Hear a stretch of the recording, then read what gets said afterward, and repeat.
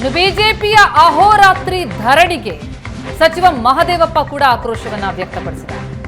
CM ವ್ಯಕ್ತಿತ್ವಕ್ಕೆ ಮಸಿ ಬಳಿಯೋದಕ್ಕೆ BJP ಯತ್ನಿಸಿದೆ ಅಂತ ಆರೋಪಿಸಿದ್ದಾರೆ. ಇದು 136 ಶಾಸಕರ ಬೆಂಬಲ ಇರೋ ಸರ್ಕಾರ ಅಸ್ಥಿರ ಮಾಡೋದಕ್ಕೆ ಅಂತ ವಿಪಕ್ಷಗಳು ಹೊರಟಿವೆ. ಇದು ಪ್ರಜಾಪ್ರಭುತ್ವದ ವಿರೋಧಿ ನಡೆಯಲ್ವಾ ಅಂತ ವಿಪಕ್ಷಗಳ ವಿರುದ್ಧ ಬಿಜೆಪಿ ಜೆಡಿಎಸ್ ವಿರುದ್ಧ ಮಹದೇವಪ್ಪ ಕಿಡಿಕಾರಿದ್ದಾರೆ.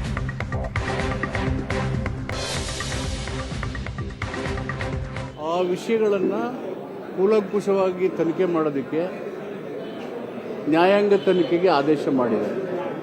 ಟರ್ಮ್ಸ್ ಆಫ್ ರೆಫರೆನ್ಸನ್ನು ಕೊಟ್ಟಿದ್ದೀವಿ. ಟರ್ಮ್ಸ್ ಆಫ್ ರೆಫರೆನ್ಸ್ ಕೊಟ್ಟು ನ್ಯಾಯಾಂಗ ತನಿಖೆ ಮಾಡೋದಕ್ಕೆ ಕಾಲ ನಿಗದಿ ಮಾಡಿದೆ 6 ತಿಂಗಳಲ್ಲಿ. 6 ತಿಂಗಳಲ್ಲಿ ಸತ್ಯ ಗೊತ್ತಾಗುತ್ತಲ್ವಾ? ಅಲ್ಲಿ ತನಕ ಏನು ಆತರ? ರಾಜ್ಯದ ಅನೇಕ ಸಮಸ್ಯೆಗಳಿದ್ದಾವೆ. ಅಂತಿಮವಾಗಿ ಒಂದು ಚರ್ಚೆ ಮಾಡಿದ್ರೆ ತನಿಖೆ ಮಾಡಿ ಅಂತ ಹೇಳ್ತಾರೆ. ತನಿಖೆ ಆಗ್ತಾ ಇದೆಯಲ್ಲ. Fact and truth will be known in 6 months time.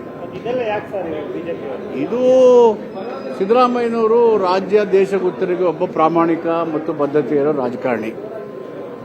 ಅವರು ಹೆಸರಿಗೆ ಕಳಂಕ ತಂದು ವ್ಯಕ್ತಿತ್ವಕ್ಕೆ ಭಂಗ ಉಂಟು ಮಾಡಿ ಕರ್ನಾಟಕ ಸರ್ಕಾರನ ಬುಡಮೇಲೆ ಮಾಡೋದಕ್ಕೆ ಆತುರವಾಗಿ ಬಿಜೆಪಿಯವರು ಜೆಡಿಎಸ್ ಅಧಿಕಾರ ಹಿಡಿಕೆ ಉಡ್ತಕ್ಕಂಥ ಹುನ್ನಾರ. ಅದು ಬಿಟ್ಟರೆ ಇದರಲ್ಲಿ ಏನು ಇಲ್ಲ. ಎಲೆಕ್ಟೆಡ್ ಗವರ್ಮೆಂಟ್ 136 ಜನ ಶಾಸಕರು ಬೆಂಬಲದಿಂದ ಆಶೀರ್ವಾದ ಮಾಡಿ ಜನ ಆಯ್ಕೆ ಮಾಡಿದ್ದಾರೆ. ಈ ಒಂದು ಜನ ಬೆಂಬಲದಿಂದ ಆಯ್ಕೆಯಾದ ಸರ್ಕಾರನ ಈ ಬುಡಮೇಲು ಮಾಡತಕ್ಕಂಥ ಪ್ರಯತ್ನ ಪ್ರಜಾಪ್ರಭುತ್ವ ವಿರೋಧಿ ಅಲ್ವಾ? ಪ್ರಜಾಪ್ರಭುತ್ವ ಬಗ್ಗೆ ನಂಬಿಕೆ, ಒಂದು ಬದ್ಧತೆ ಇರತಕ್ಕಂಥ ಇದು ರಾಜಕೀಯ ನಡೆ.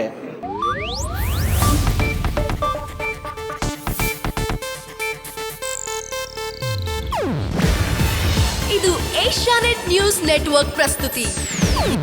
ನೀವು ನೋಡ್ತಿದ್ದೀರಾ ಏಷ್ಯಾನೆಟ್ ಸುವರ್ಣ ನ್ಯೂಸ್.